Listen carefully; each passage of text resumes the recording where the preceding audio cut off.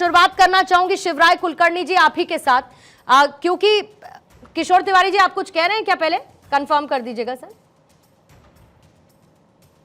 अच्छा विषय लिया तो मुझे तो एंट्री मारने दो, क्योंकि क्या है एक बार मैं मूड थाम लूंगा तो फिर छक्के बराबर लगेंगे। ये देखिए मैं बता रहा हूं, एक है देववाणी यानी संस्कृत और लोकवाणी है हिंदी। और महाराष्ट्र में मैं सेंट्रल प्रोविंस से आता हूं। पहले तो मेरा परिचय सुनो, मैं उत्तर भारतीय आदमी हूं और मेरी सारी जिंदगी मैंने मराठी किसान और मराठी आदिवासी के लिए खो दिया और मेरी नाड़ महाराष्ट्र से जुड़ी हुई है। यानी मैं जिया भी महाराष्ट्र में, मरूंगा भी महाराष्ट्र में। हिंदी बहुत अनिवार्य है। हिंदी का विरोध करना ये राष्ट्रद्रोह है और राजनीति, घटिया राजनीति के लिए देवेंद्र फडणवीस और राज ठाकरे दोनों एक ही जगह है। मैं बता रहा हूं, देवेंद्र ने भी कहा कि हिंदी अनिवार्य नहीं है। अरे पूरे विश्व में हिंदी बोली जाती है। राज ठाकरे क्या कह रहे थे मालूम है? ये भैया लोग कितने हैं? अरे राज ठाकरे को मालूम है क्या, हिंदी बोलने वाले भारत में 100 करोड़ के ऊपर है और दुनिया में 140 करोड़ है। और राज ठाकरे यह आदमी विचलित हो चुका है, इसका जनाधार नहीं है। यह जाति भाषा की राजनीति कर कहीं राजनीति के पैर जमाना चाह रहा है। मैं एक बात कह रहा हूं, पाली प्राकृति से ली हुई ये भाषा है, यह लोकवाणी है और हिंदी अनिवार्य रहनी चाहिए। और मराठी को महाराष्ट्र में रहने वालों को बोलती आनी चाहिए करके मराठी भी पढ़ाई जानी चाहिए। आपको अंग्रेजी कंपलसरी करना है तो करो, नहीं तो मत करो। हिंदी के बारे में मैं राज ठाकरे को समझा दे रहा हूं कि बंबई पूरा क्या पूरा हिंदी भाषियों के पास है और महाराष्ट्र में आधे हिंदी भाषी है। आप है ना, जो मराठी लड़के विदेश में जाते, जो लड़के दूसरे राज्यों में जाते, तुम्हारे यहां तो रोजगार के अवसर ही नहीं है, तो वो लोगों को हिंदी बोलना पड़ता है और हिंदी नहीं आती इसलिए उनको वहां दिक्कत होती है। पूनम जी ये विषय आपने निकाला, ये ठाकरे का इतिहास ही है कि ये राज ठाकरे का इतिहास ही है कि ये भाषा का विवाद उपस्थित करके वोट बैंक की राजनीति करते। इनसे मराठी मानूस भी नाराज हो गया, हिंदी मानूस भी नाराज हो गया। इसी सवाल को मैं बीजेपी के प्रवक्ता के पास लेकर जाती हूं किशोर तिवारी जी। और क्योंकि आपने शुरुआत कर दी, आपने कहा कि मेरा मूड बना रहेगा तो मैं चौके छक्के लगाता रहूंगा पूरी डिबेट में, फिर आप ये करते रहिएगा। पहली प्रतिक्रिया आपसे हो गई है। कुलकर्णी जी आपके पास आते हुए जिस बात का जिक्र भी किशोर तिवारी जी ने किया, और दूसरी तरफ देवेंद्र फडणवीस के बयान पर भी मैं आ जाती हूँ, क्योंकि सर आपकी सरकार की तरफ से जीआर निकाला गया जिसमें हिंदी को एक तीसरी लैंग्वेज के तौर पर रखने की बात की गई। इससे पहले आपने 1 से 5 तक हिंदी को अनिवार्य किया, फिर उसके बाद उस फैसले को वापस ले लिया गया। मतलब सब कुछ फिर क्या सियासत के इर्द गिर्द घूमता ही है क्या? हिंदी सबसे ज्यादा समझने वाली भाषा है कश्मीर से लेकर कन्याकुमारी तक, और उसको लेकर महाराष्ट्र में इस तरीके का बवाल आखिर क्यों? यह सियासी मजबूरी है क्या? नहीं, आप जिस तरह से सोच रही है ऐसा नहीं हुआ है। हुआ ऐसा है कि हमारी जो नेशनल एजुकेशन पॉलिसी है उसके अंतर्गत हमने ऐसा तय किया है, अपने देश ने ऐसा तय किया है कि हर स्टेट में, हर राज्य में एक कोई तो भी भारतीय भाषा सिखाई जानी चाहिए, एक दूसरी भाषा। जैसे महाराष्ट्र में मराठी तो सिखाई जाती, अंग्रेजी भी सिखाई जाती, तो साथ साथ में भारतीय भाषा सिखाई जानी चाहिए। तो मोटे तौर पर ऐसा तय किया गया कि सबको हिंदी सिखाए, लेकिन हर तरह से प्रस्ताव सरकार के पास ऐसे आए कि हिंदी का ही कंपल्सन क्यों कर रहे हैं? हिंदी के साथ साथ कोई संस्कृत भी सीख सकता है, या जहां तक कोई साउथ इंडियंस लोग रहते हैं, दाक्षिणात्य लोग रहते हैं, तो कुछ दक्षिण की भाषाएं भी सिखाई जा सकती है। तो दक्षिण के लिए भी बोला गया, तो उसमें एक ऑप्शन रखा गया है। ज्यादातर लोग हिंदी ही सीखेंगे क्योंकि हिंदी सीखना ये देश में फायदेमंद बात है, अस्मिता की भी बात है, दोनों भी बात है। हिंदी पूरे देश में बोली जाती है, मानी जाती है। अगर महाराष्ट्र का आदमी किसी नॉर्थ में जाता है ज्यादातर प्रदेश जो है अपने देश के वो हिंदी भाषा है, वहां पर जाके अगर कोई अच्छी बात करता है तो हिंदी में बात करना आसान है, तो हिंदी को विरोध रहने का कोई कारण ही नहीं। उल्टा देवेंद्र फडणवीस सरकार ने पहले तो यही तय किया था कि केवल हिंदी ही हम तीसरी लैंग्वेज सिखाएंगे, और वैसे भी हमारे यहाँ 5वीं से लेके अभी शिवराज जी का फ्रेम चला गया है। शिवराज जी के पास मैं वापस लौटूंगी, अपनी बात को पूरा करेंगी। तब तक मीनवाइल चित्रा बाथम मैं आपके पास आना चाहूंगी। आप लोगों की पार्टी हमेशा से ऐसा नहीं है, मतलब हिंदी के पक्ष में ही नजर आई है, लेकिन अगर दक्षिण भारत की मैं स्थिति देखूं, महाराष्ट्र में क्या स्टैंड है कांग्रेस का? दक्षिण भारत में तो आप लोग हिंदी का विरोध करते हैं, वो थर्ड भाषा के तौर पर अगर एनईपी के तहत लागू होती है उसको लेकर हमने विरोध देखा है। वहीं दूसरी तरफ महाराष्ट्र में कांग्रेस का क्या स्टैंड है हिंदी भाषा को लेकर? और दूसरा, हिंदी के विरोध के लिए हिंसा की तस्वीरें वो लोकतंत्र का हिस्सा तो नहीं हो सकती ना, कोई भी पार्टी करे।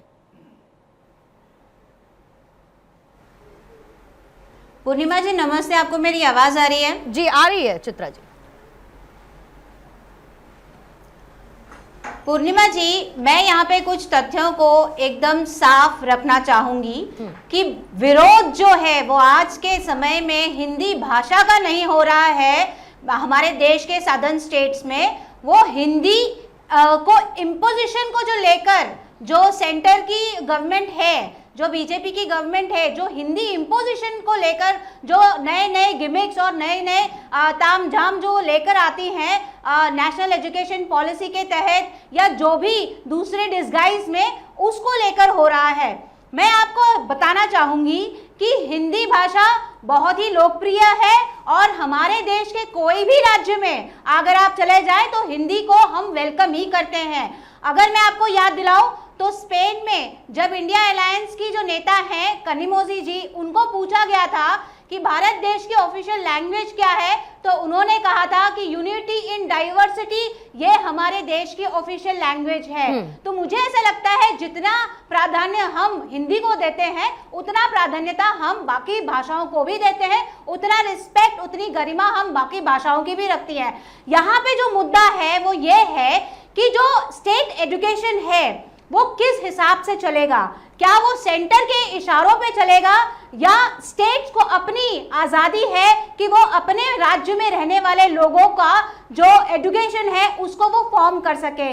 तो मेरे हिसाब से यहाँ पे जब नेशनल एजुकेशन पॉलिसी के तहत देवेंद्र फडणवीस जी ने क्लास 1 to क्लास 5 हिंदी को कंपलसरी करने की कोशिश कही थी, वो एक मुहिम थी कि स्टेट बोर्ड जो है उस स्टेट बोर्ड को वो खत्म करना चाहते हैं। और मिनिस्टर जो है, स्टेट एजुकेशन मिनिस्टर जो है दादा भूसे पाटिल, उन्होंने तो पूरी तरीके से कहा है कि स्टेट बोर्ड को 2028 तक वो पूरी तरीके से सीबीएसई बोर्ड से रिप्लेस कर देंगे। मैं आपसे पूछना चाहूंगी पूर्णिमा जी कि महाराष्ट्र आज तक हमारे देश में हाईएस्ट जीडीपी वाला राज्य बना रहा है, तो क्या वो सीबीएसई की एजुकेशन के बेसिस पे बना रहा है? यहाँ के जो लोग, जो इंटेलेक्चुअल उनकी बेसिस रही है, क्या वो सीबीएसई एजुकेशन पे रही है कि वो स्टेट बोर्ड पे रही है? तो मुझे ऐसा लगता है कि कहीं ना कहीं ये जो पॉलिसी फॉर्मेशन है ये महाराष्ट्र की अस्मिता, महाराष्ट्र की गरिमा के ऊपर एक बहुत बड़ा कलंक है। दुर्भाग्यवश है कि महाराष्ट्र में आज देवेंद्र फडणवीस जैसा एक ऐसा व्यक्ति है जो महाराष्ट्र की अस्मिता को नहीं मानता, जो हमारे छत्रपति शिवाजी महाराज के जो त्याग बलिदान है और जो मराठी को लेके मुझे एक चीज समझाइए चित्रा जी, मुझे एक चीज समझाइए। कुलकर्णी जी आपकी बात का जवाब देंगे, कुलकर्णी जी आपका बात जवाब दें, आपकी बात का जवाब दें। उससे पहले मैं बस इतना पूछना चाहती हूँ चित्रा बाथम जी कि अगर एक ऑप्शनल लैंग्वेज के तौर पर हिंदी होती है तो इससे मराठी भाषा को या मराठी संस्कृति को क्या खतरा पैदा हो सकता है?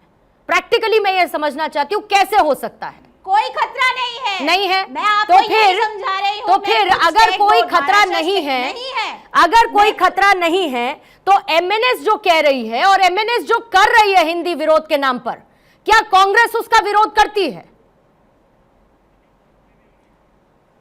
कांग्रेस पार्टी एमएनएस की जो लैंग्वेज है, जिस तरीके का उनका एटीट्यूड है इस पूरे मुद्दे को लेकर, उस एटीट्यूड को वो कड़ा विरोध करती है और उनके साथ नहीं है। हमारा स्टैंड ये है कि कि मराठी की अस्मिता को कहीं पे भी क्षण भर भी उनको हैम्पर नहीं होना चाहिए। हिंदी आज भी इस्तेमाल में लाई जाती है स्टेट बोर्ड्स में, लेकिन उसको अनिवार्य क्लास 1 to क्लास 5 को लेकर क्यों किया जा रहा है? जल्दी से ये इसका क्या शिवराज जी जवाब षड्यंत्र दीजिएगा, रचा फिर जा इसी रहा बीच है? में दिलीप इसको धोत्रे भी लेके जुड़ चुके हैं, clarity मैं हमें उनके जरूरी पास भी चाहिए। जाऊंगी। दिलीप धोत्रे भी आ चुके हैं, जल्दी से एक बार शिवराज कुलकर्णी जी जवाब देंगे। हमारे तो एक बात समझ में नहीं आ रही कि कांग्रेस को ये मुद्दा समझ में आया है कि नहीं आया है। अरे सीधी बात है, कर्नाटक में किसका गवर्नमेंट है, कर्नाटक में क्या है, वहां पर तीसरी लैंग्वेज कौन सी सिखाई जाती, वहां पर हिंदी सिखाई जाती, कन्नड़ इंग्लिश और उसके साथ में हिंदी सिखाई जाती।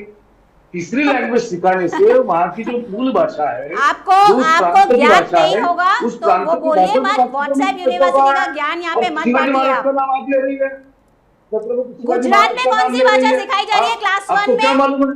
गुजरात में कौन सी भाषा सिखाई जा रही है क्लास 1 में, जरा मुझे शिवाजी महाराज का नाम ले रही है। मैं शिवराज जी आपसे एक प्रश्न पूछ रही हूँ, गुजरात में आप कौन सी लैंग्वेज सिखाते हैं? अब आप क्या आप गलत बयानबाजी मत करिए, इससे मराठी भाषा का भी अपमान हो रहा है और हिंदी भाषा का भी अपमान हो रहा है। मराठी भाषा आप मराठी भाषा हमको सिखाएंगे? अरे किशोर जी, ये मराठी भाषा हमको सिखाएंगे क्या? आप सिखाएंगे क्या मराठी भाषा हमको? हमारी जिंदगी मराठी अस्मिता के लिए गई है। छत्रपति शिवाजी महाराज इस देश के सामने हमने लाए हैं। आपका क्या संबंध है? आपका कांग्रेस का कोई संबंध है क्या? छत्रपति शिवाजी महाराज के साथ कांग्रेस का कभी संबंध रहा है क्या? कांग्रेस ने आज तक शिवाजी महाराज का तस्वीर भी कभी इस्तेमाल की है क्या? क्यों नहीं क्या आपका रहा है? संबंध रहा है? छत्रपति शिवाजी महाराज को आपका कोई संबंध हमारे नहीं आराध्य छत्रपति देवता शिवाजी मानते महाराज हैं, से।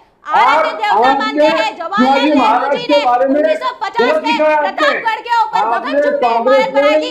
आप मुझे समझाइए मत, आप छत्रपति शिवाजी महाराज महाराष्ट्र के बारे स्टेट की जो में एजुकेशन बुरा पॉलिसी लिखा है हुआ उस है, पे बात गंदा करिए। लिखा हुआ आप है, इस लायक नहीं है कि अपमानास्पद छत्रपति लिखा हुआ है। शिवाजी महाराज का आप माफी नाम मांगनी ले पड़ी सके। आपको। शर्म आनी आप क्या चाहिए। बात कर रही हो? अच्छा एक आपको मिनट, मालूम एक है? मिनट, थोड़ा सा आपको इधर समझता है कोई? शिवराज जी, आपकी भाषा का शिवराज जी, कितना एक होता है? सेकंड। शिवराज जी, चित्रा जी, चित्रा जी, चित्रा जी,